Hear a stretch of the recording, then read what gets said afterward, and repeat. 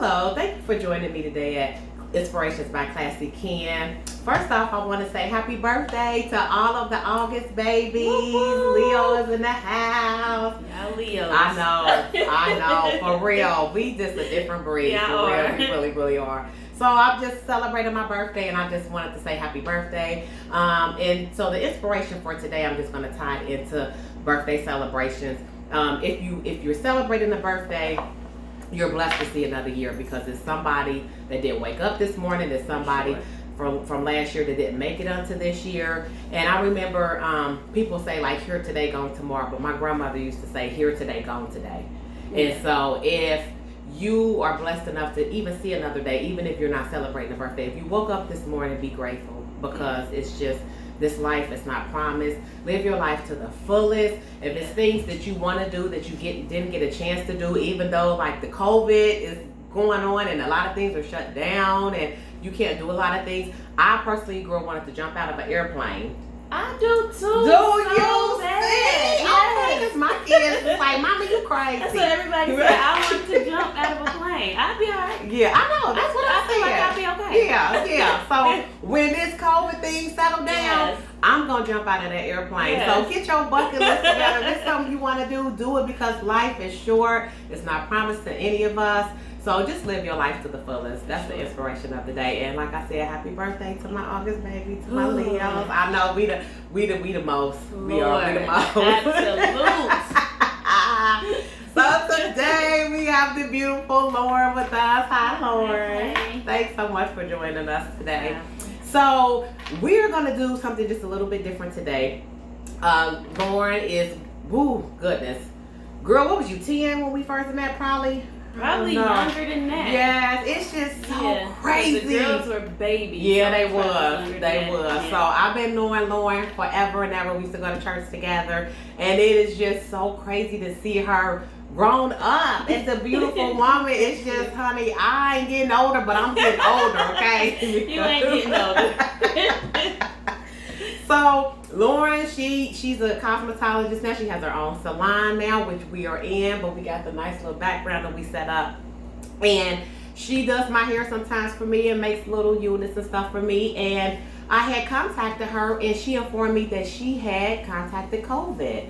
And so I immediately began to pray and just immediately just began to try to encourage her. And I just was like, wow, because I know Lauren, and Lauren, we was talking about what we were going to do and the mask and just cleaning up. So I know that she had been very careful. And so I reached out to her and asked her would she share her experience and just how she thinks she got it and how she felt and how long it took for her to get better. And I just wanted to share that with the viewers today because that was the main reason, one of the reasons why I started this channel. I started it to encourage and inspire people during this COVID-19 and like the Black Lives Matter and everything that's going on, because I just wanted people to know that God is still God. He's still performing miracles. He's still on the throne. Yes, COVID has not taken him by surprise. He's not worried about it. And so I just thought that it would be good to take a little different turn and just talk to somebody who had experienced COVID-19. So I'm going to open up to Lauren and she can just share her experiences or whatever she wants to share with us today. Okay. All right. So, maybe, that would have been like mid or the end of June. First of all, when I say I was in quarantine, I was in quarantine. Right. I wasn't going anywhere. I wasn't out and about. I went to the grocery store and home. I was very strict about it, maybe too strict about it, which, my immune system couldn't have built up, all of the good things that it needed to or whatever. I'm not sure, but so I came back to work when they reopened the salons, and I was very, almost obsessed with sanitizing, washing my hands, being very, very careful. So I'm not sure how I got it. Okay. At this point, it could have been at Myers or Jungle Gym. Right. You ever looking for me? But one day, it was a Tuesday, I just went to get tested. And I wanted to get tested just to, reassure my clients I was okay. I had been doing hair. I felt like I needed to do that maybe periodically. I don't know if any other stylists or people felt like that. Like, well, let me just go and get tested. Prior to that, I had like some sinus issues, but I just thought it was maybe allergies or me wearing my mask all day. Mm-hmm. So, you know, I had little sniffles and different things like that, but I didn't think anything of it. So I went on a Tuesday morning to get tested. They asked if I've been in contact with anyone with COVID. No, you know, they asked me all these questions. I tell them what I did, and I just wanted to get checked. They did the test, and the next day on Wednesday morning, I woke up and I could not move. Wow. Yes, like could not move. So did you go to your doctor's or one of the testing facilities? One of the testing facilities, yes. Okay. Which it wasn't a bad test. They didn't swab my nose like they did most people. They did my throat, which I was excited about. Yeah, because my aunt said, honey, that was everybody said it's terrible. Yeah. So Wednesday morning, I got up and couldn't move. I'm 31 years old. You know, I don't have any children yet. No major surgeries. No surgeries at all. Right. Not on any medications. I don't drink. I don't smoke. You know, fairly healthy. I don't have any issues. So for it to do that to me and really debilitate my body in that way, it's serious. So for everyone who thinks it was, you know, it's a hoax or it's not real or they can't get it, everybody reacts to it differently, and I was done. As far as symptoms, all across the board. And then I'm trying not to be a conspiracy theorist. Right. But I get deep into it. I'm like, this is man-made. Like, they took a little bit of everything you could think of and put into this concoction and said, whoop, you got it. So, starting out with the body aches, it's not like regular body aches, you know, because people associate it with the flu. Right, Times 20. Wow. Yeah, like the body aches felt like I got ran over by a truck. Wow. Like the truck put the truck in reverse and right, went back, right. and then came back and hit me again. The chills were like bone-chilling, chattering chills. And mind you, when this happened, I didn't have a fever. So, yeah, okay. My fever wasn't until I almost was over when I was starting to feel better. Wow. Okay. So for everyone saying, we're going to check your temperature. Right, yeah. Yeah. Throw that $100 thermometer out the window. The chills, the night sweats, it's not like, oh, just, you know, when you got a cold, you sweat it out. Like, I actually changed my clothes, like, drenched underwater. Sweat, like trying to sleep on top of layers sheets or something, sheets and stuff, so that it was that bad. The nausea, the headaches, like pounding headaches, the vomiting, can't keep anything down. I didn't lose my taste or smell, but everything tasted like salt, like mineral sea salt. So no matter what I ate, I didn't taste anything but salt. The headaches and the diarrhea and like, I'm 31 years old. I've been going to the potty all the time. Like, what is this? And then you're not even eating anything. So it's nothing. So you're just drained because you have nothing in you, but you're expelling everything. So then at that point, it's not even, you know, and I hate to get so... Yeah, but it's just like water or just like and I hate to get so like, you know, make it, but you poop out water. It's just, that's what it is. And you're like, what is this? It's like your body is betraying itself. And that's scary in itself. So when you're going through that, think about losing all the water and you're sweating everything out. So now your mental is affected because, you know, you're losing all your good stuff that you need. So when you're trying to sleep and you're having nightmares and all of these different things, it was just really bad. Like, I found myself maybe 3 nights like really having to like will myself to live, to come to. So, you know, people make jokes about it and they play about it, and that's all cool, you know, it is at times, but this is a serious thing, and we have to take care of ourselves and each other. Because when I think about if my mother or my grandparents or anybody experienced that, they couldn't handle that. If I barely made it through, you know. So just, you know, calling on the Lord in the middle of the night, like something's got to give, because I can't do it. I can't do it. Like, I can't move. I can't, you know, you try to get up out of your sleep, you can't get up, you have no energy, you have nothing, you know. And I have amazing friends and family So who was it? Anybody that was taking care of you? Was they bringing you stuff? Yeah, they would bring stuff to the door. You know, I don't nobody coming in. Right. And then the whole grocery delivery thing, that is amazing now. Yeah. Just drop it off. Yeah, my daughter do that. Yeah, drop it off at the door, but you don't need nothing but water and juice. Right, because you can't keep nothing down. Can't keep nothing down, and then everything tastes so gross. You know, I had lost it was 18 pounds in 2 weeks. What? Get that COVID diet. What? But no, really. No. I lost 18 pounds in 2 weeks. I was so frail and yeah, it was that's real. It's real. That's real. So, you know, that's the hard part about even with people sending their children back to school and going back to work, you know. I was telling my homegirl, like, you know, we can't live in fear. Yeah, that's true. We can't do that. And he didn't give us a spirit of fear. Right. So we have to do things, you know, with wisdom. That doesn't mean going to the bar, going to the club. You might want to go and have fun, like, find a way to do that and socially distant from someone else. I'm not saying don't travel. Certain airlines, I know Delta, they're doing social distancing on the plane. You know, you wear your mask, you wash your hands, go somewhere remote, get in there. Airbnb. You don't have to be in close quarters with people to still have fun. And I feel like this has really showed me and other people how to find other ways to channel your energy, have fun, read a book, draw, paint, get back into the simplicity of things in life. I like it. Yeah, I do too. I don't mind it. I'm a homebody. Me too. My kids like, Mama, you loving this? I'm like, honey, I am. I mean, seriously, I am. The only thing that I missed when I went out, we just did like a little couple dinners, you know, out, but was like dressing up. Me too. That's the only thing. And I do that now. Right, do you see Christina do? And be like, okay, I feel better now. Like, if I throw a little brow on, I feel normal. Yeah. So you got to find that middle ground too. Like, what's keeping you sane? What are some of the things that you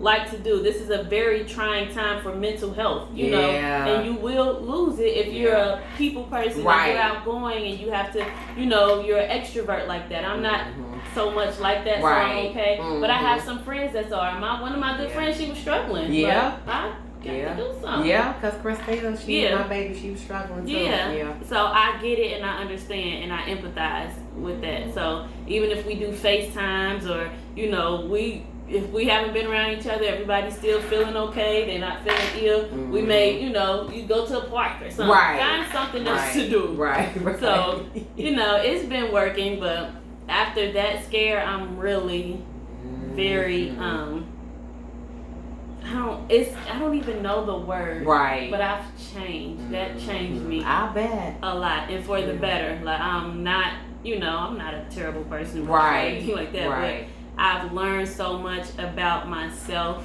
my business, what I want to do. Kind of got more of a clear kind of understanding because I was able to take some time off. You know, I'm in here all day, every day. Yeah. So that time off really like allowed me to step back. I didn't even realize I was kind of getting burnt out. Yeah.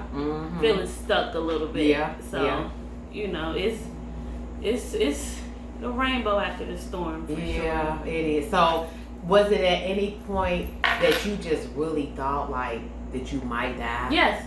Really? Yeah, I'm so serious. Yeah. People laugh when I say that. It was I don't know what's funny. Yeah, because I'm for real. Yeah, because I'm dramatic, but like when I say that, like, okay, you know, y'all know I'm dramatic, but it was 3 separate instances I remember. Wow. Not being able to get up, you know, I'm like, and each time I called on the name of the Lord and I got up. I like shot up. Yeah. I had to. And, you know, you go so far off when you don't even have the correct nutrients and you're malnourished at that point. Yeah. So you're like just slowly, you know, and with my breathing and so many other things that they're saying affects you afterwards. So now I found like I got a little shake in my hand sometimes. Some days it's really bad. I didn't even know if I would be able to do hair like that.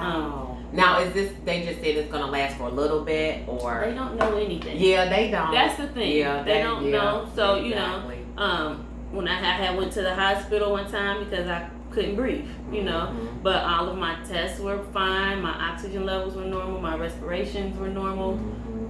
But I'm like, I don't care what that says. Right, like I can't breathe. Okay, yeah. right. So, the nurse was really nice, and she, she had went through it. She said she had it in March, and she said the same thing. Mm-hmm. It's no like signs right here that you're looking at when you're looking at these machines that's saying the same thing that you're feeling. Mm-hmm. So you even have to stand up and advocate for yourself and say, I can't breathe, so I ain't going home until y'all help me breathe. Right. And I got a treatment, and they put me on an inhaler, which I'm still on. Because sometimes I, at least I do it once a day. I still go through that. Mm-hmm. It's not like I can't. It's like you underwater and you can't get up. Oh, okay. It's like that type of breathing. Okay. So that was one of the times too at night. All 3 times were at night when I was, sleeping maybe at my vulnerable level spiritually. Also asleep. So yeah. So what was your little canine baby doing? Cause did I tell you I had to put my baby down? I did mine Saturday. Really? That's a whole nother. Yeah. Yeah. Oh man. Girl. It's so good. Don't start me. That's why I'm like, I hate that I even asked you that because. Yeah.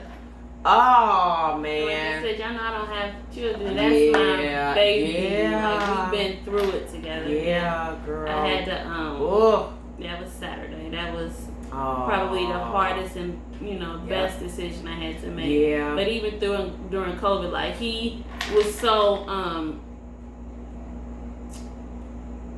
that dog. He's so aware. Was everything I needed him to be at every step. So gonna make me cry. At every point in time in my life, and even during COVID, he didn't leave my side. He wanted to make sure I was okay. And then after that, when he knew I was okay, he's like, "Mom, you gotta let me go." Like, and I'm still holding on and taking me back and forth to the ER, and he's staying at the hospital. He finally just looking at me like, "Girl, you okay?" That's the same thing Cracker said to me. He's like, "You okay? You got this." And I'm just like, I don't have it without you. I know. I'm telling you. Yes. Woo.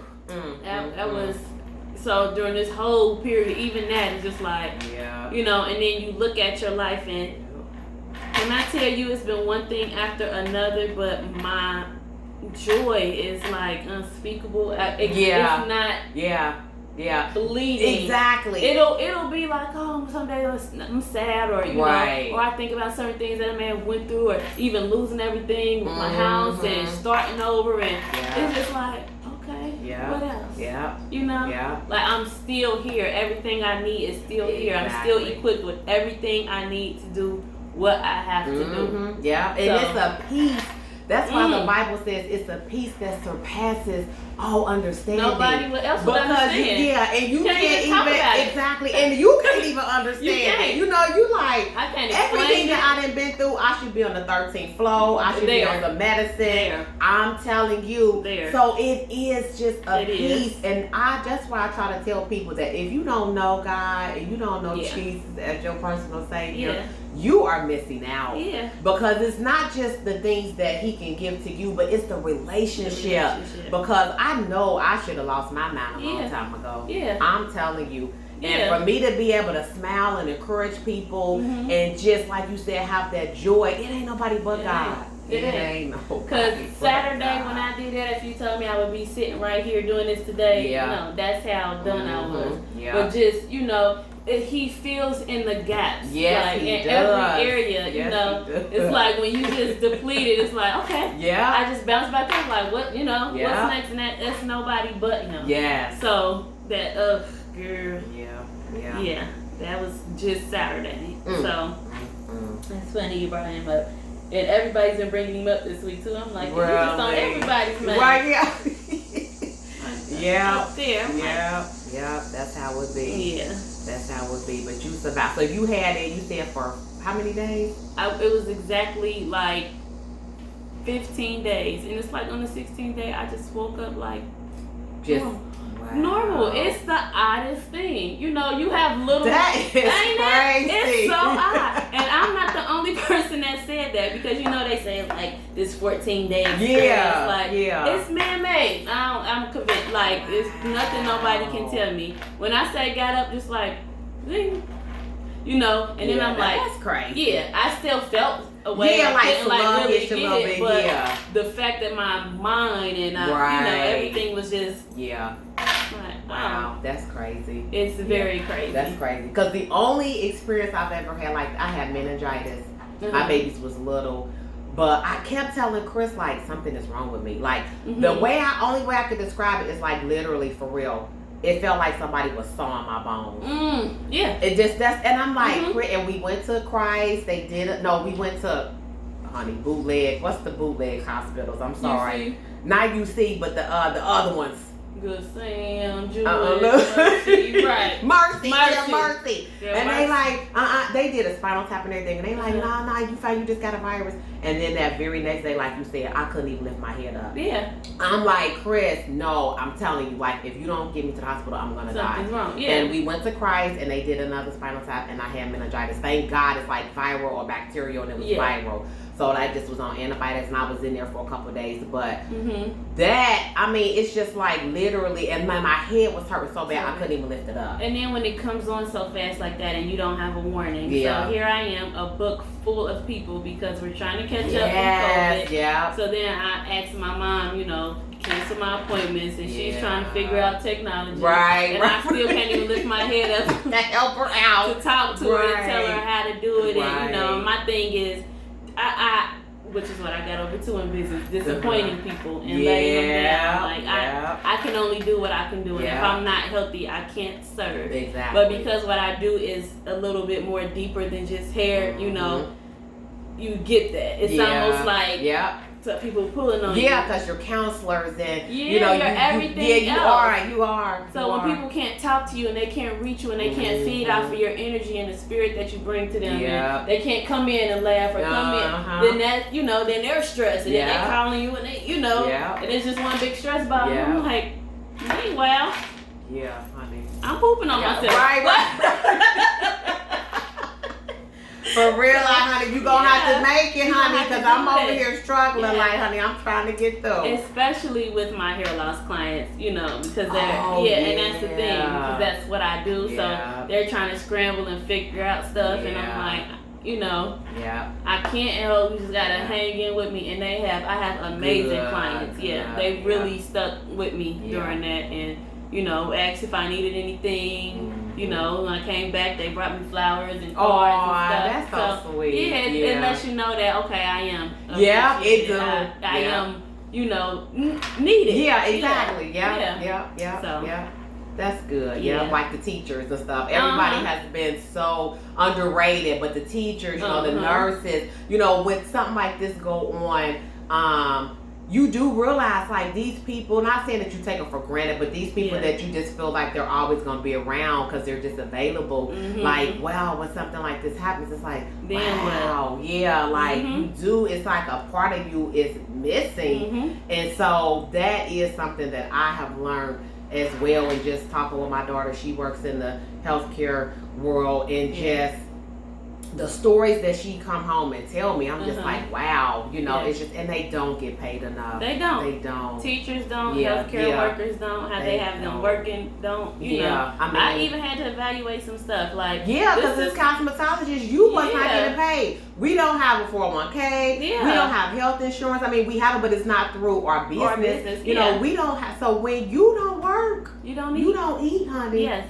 You don't eat unless you got somebody helping. I got a husband, thank God, but I'm saying, you know, you don't eat. And so that's another thing that's an added stress factor to everything else that's going on in your lives individually, because we're all going through something. So throw that in the mix of money. Oh, honey, people get that. Right, for real. They show up for that mighty dollar, honey. Like getting divorced and I ain't got no money.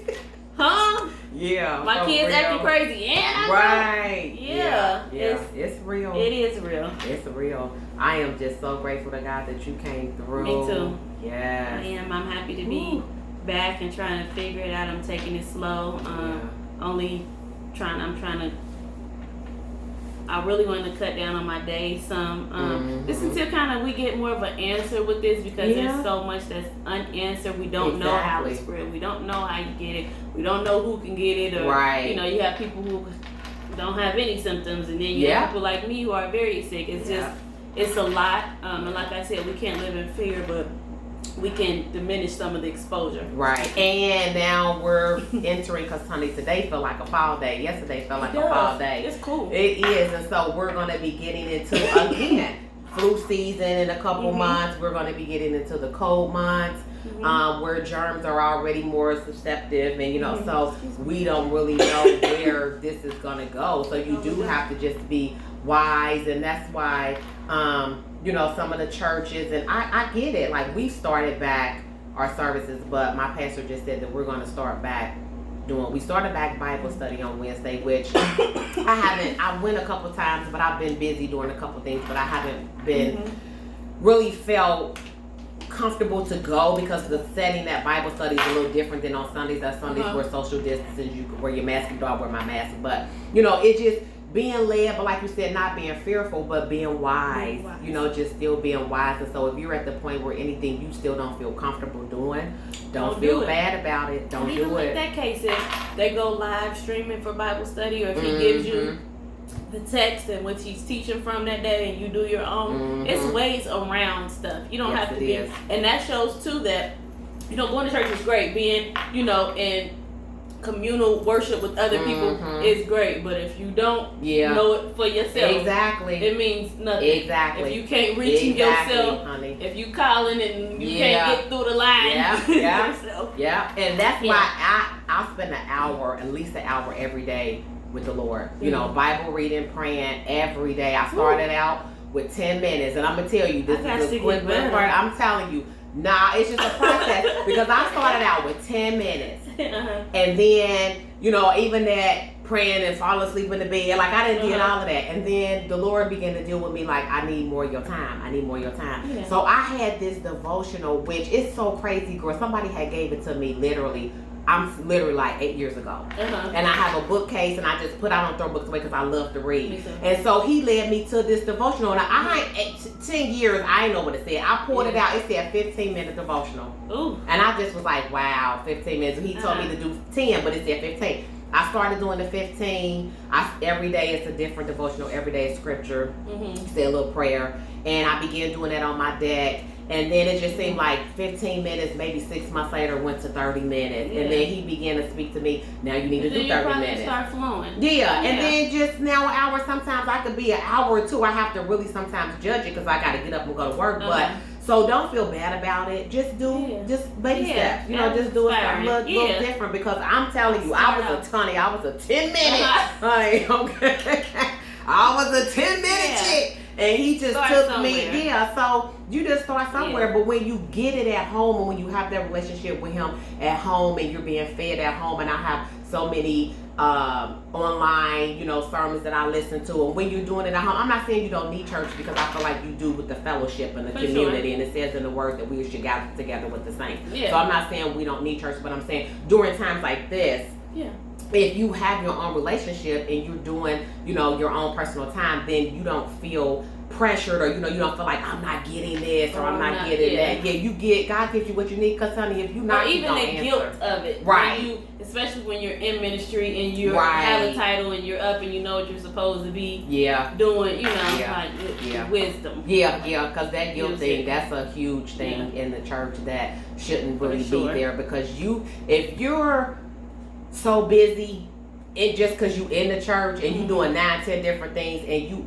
that's not lining up, because God wants your personal time. He wants you to have an intimate relationship with him, not just because you at the church every time the door's open and you got 5 jobs. And he wants you to have a life too. Exactly. Now, we gonna keep it real.